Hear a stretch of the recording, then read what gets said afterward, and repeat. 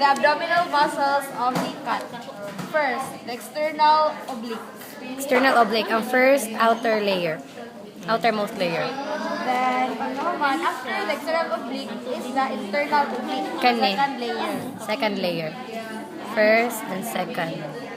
Oh. Then, after that, dili. Aponeurosis, kaya maoy. Kani siya. Mga nag-connect. Kani kung puti. Mag-connect pa dong sa linya alba. Ang linya alba kaning line. Kanina, middle na siya to So I'm starting here.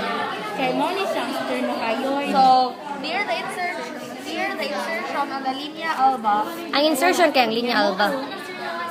then there is the rectus abdominis, a ribbon-like muscle. Mo ni ribbon like linya alba here. Mo ni dayon ang rectus abdominis. Ribbon like.